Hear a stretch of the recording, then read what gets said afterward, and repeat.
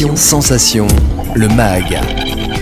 Bonjour à tous, bienvenue sur Sensation. Je suis aujourd'hui avec Anthony de Freitas. Vous êtes auteur du livre Le Dit du Séraphin aux éditions Jet d'encre. Bonjour. Bonjour. Alors le Dit du Séraphin est en 2 tomes. L'aventure commence en 2020 lorsque vous publiez le tome 1, Glaise et Lumière. On va revenir sur la construction de l'histoire et des personnages. Avant cela, on va parler un petit peu de vous. Quel est votre parcours et pourquoi avoir décidé de publier un premier roman ? Alors le parcours, il est un peu énigmatique, comme le roman lui-même. Disons que mon parcours n'est vraiment pas littéraire à la base. Donc je suis assez précoce au niveau de la lecture. Et ma mère m'a toujours poussé à m'enrichir par rapport à aux livres que qu'elle m'a pu m'offrir quand j'étais petit, notamment des livres de la mythologie grecque et égyptienne. Et je me suis passionné immédiatement par l'information que pouvaient véhiculer les mots, et notamment les concepts.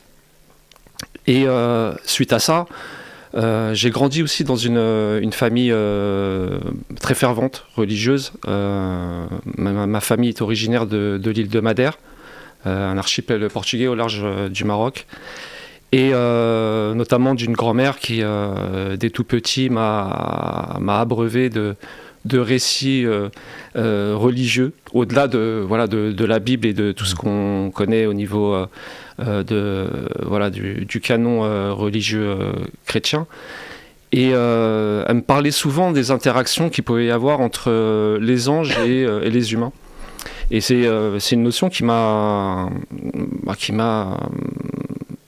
on va dire, profondément marqué quand même, parce que je me suis dit quand même des entités qu'on ne voit pas, qui seraient limite même produits de l'imaginaire, pouvaient avoir une telle influence sur l'esprit humain. Et à partir de ce postulat, en grandissant et en me passionnant toujours pour cet aspect du lien entre le religieux et l'être humain, j'ai commencé à m'initier, on va dire ça. C'est une forme d'initiation livresque. Alors tout naturellement, je me suis intéressé à toutes les traditions religieuses diverses et variées. Et notamment, alors là, on va dire c'est du domaine poétique religieux. C'est vraiment une œuvre qui m'a marqué plus qu'une autre, c'est la Divine Comédie de Dante Alighieri. Donc c'est vraiment une œuvre qui m'a vraiment marqué dans mon adolescence, tout comme The Paradise Lost de John Milton, Le Paradis perdu. Et là j'ai retrouvé un petit peu ce parfum, cette fragrance de mon enfance et de ce partage que j'avais avec ma grand-mère sur l'aspect angélique et l'interaction qu'avaient les anges avec les êtres humains. Et alors, si justement le cinéma offre les images et le son, la lecture offre la possibilité de s'imaginer l'univers dans lequel l'auteur nous plonge en écrivant, est-ce que vous faites attention justement aux moindres détails, du décor jusqu'au physique des personnages, pour aider les lecteurs à se plonger dans votre univers ?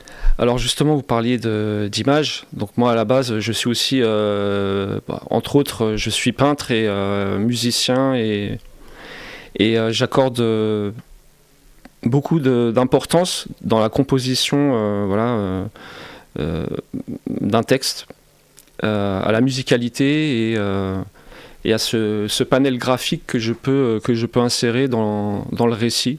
Pour moi, un paragraphe, ce n'est pas qu'un seul paragraphe où il y a des mots qui sont enchevêtrés pour donner une composition et une pensée, soit pour guider le lecteur, soit pour véhiculer une pensée philosophique ou autre. Mais je m'imagine toujours, en fait, j'écris comme un peintre, en fait, où je compose un mot comme un musicien, et j'accorde vraiment beaucoup d'importance et de détails à cet alliage entre le son et l'image. Et d'ailleurs, c'est les retours que j'ai eus. On m'a dit vraiment, quand j'ai lu ton livre, j'avais vraiment cette impression de voir une toile, une grande fresque, Et c'est un compliment qui m'a touché parce que c'était vraiment le but, et c'était vrai, inconsciemment pas le but recherché, mais in fine c'est vraiment le procédé, le process d'écriture. Alors on va justement parler un petit peu de ces 2 tomes. Donc dans le tome 1, le personnage de Luxfer prend le ciel et les anges en otage, et dans le tome 2 qui se nomme L'échiquier de la destinée, vous dépeignez une fresque antique, ça se passe sur la terre d'Atla. Comment débute cette épopée dans le second tome ? Alors en fait, ça ne débute pas, c'est une continuité, car Argila, un des protagonistes du Séraphin, en fait revient sur Terre, mandaté par Deus Pater, la divinité de ce dit, pour justement réformer un peu la civilisation de l'humanité dans le commerce et dans ce qui est interaction entre nations et l'Atla. Et en fait, il est mandaté, il était dans les cieux, il est revenu sur Terre justement, et là il retrouve son peuple, le peuple de l'Atla, et de là en fait, il y a une incompréhension totale par rapport au message initial qui était vraiment, tout était calibré, tout était déjà programmé, mandaté par le Très-Haut, et il y a une réforme comme ça un peu révolutionnaire qui vient s'installer et qui prend de court un petit peu tout le monde, et c'est de ce postulat-là en fait que démarre le deuxième opus, l'échiquier de la destinée, et dont aussi l'action se situe sur la planète Nélos, sur un autre système où justement il y a une liaison entre les terriens et le devenir de Nélos. Donc je vais pas en dire plus. On va parler plus spécifiquement justement du personnage donc du Séraphin Amobéus. C'est le personnage principal de ses œuvres. Pourquoi, comment est-ce que vous avez imaginé ce personnage ? En fait, j'ai toujours été fasciné par le film Le Nom de la Rose avec Sean Connery. Et cet aspect un petit peu gothique, un petit peu le moine sachant cloîtré dans son scriptorium, en train de rédiger des écrits apocryphes ou religieux, m'a toujours captivé. C'est des images qui m'ont vraiment marqué étant enfant. Et il y a eu ce concept qui est resté du scribe sachant au service d'une idée qui le dépasse.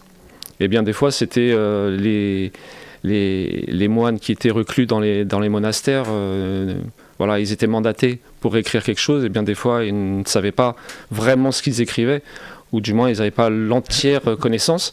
Et il y avait ce côté un petit peu énigmatique que j'ai voulu retranscrire dans un personnage, et en l'occurrence Amobéus, qui est le Séraphin mandaté par Deus Pater pour dépeindre la fresque.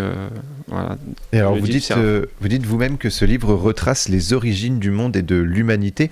Est-ce que c'est justement à travers ces lectures de votre jeunesse, cette éducation également que vous avez reçue avec ce lien entre la religion, les anges et l'être humain, est-ce que c'est ça qui vous a donné envie finalement de créer un petit peu ce propre univers et de retracer cette histoire donc entre les origines du monde et l'humanité ? Alors c'est paradoxal, j'aimerais donner une réponse cohérente, mais disons que j'ai basé en fait ma conceptualisation sur des acquis empiriques, c'est-à-dire la lecture, le fait d'avoir cumulé des œuvres, ça m'a donné en fait une nourriture pour pouvoir être éloquent dans l'explication et dans la narration du récit. Mais en fait, ce n'est que de la pure intuition, en fait. Il m'est arrivé plusieurs fois d'avoir des rêves éveillés, à l'image d'Albert Einstein, un petit peu quand il a eu cette révélation pour la théorie de la relativité générale, où il a eu ce moment de soupir, d'assoupissement, et où il s'est mis à penser, cette idée géniale. Il disait lui-même que c'était l'expérience la plus heureuse de sa vie. Est-ce qu'un corps en chute libre sans son propre poids? Donc j'ai vraiment ressenti ce que lui a ressenti au niveau de l'intuition, parce que lui-même le disait, l'intuition c'est l'intelligence en excès de vitesse. Et vraiment c'était une écriture intuitive, et des fois j'avais ces idées qui me venaient sans comprendre, sans réfléchir, et c'était déjà conceptualisé. J'avais des décors, j'avais des noms de personnages justement, j'avais des... Voilà, comme une espèce de réminiscence qui revenait. Et ça a été une écriture vraiment très, très spéciale. oui, je peux parler vraiment d'intuition par rapport aux origines de la Terre. Après, est-ce vrai ou non? Alors ça, je laisse au lecteur de faire sa propre opinion.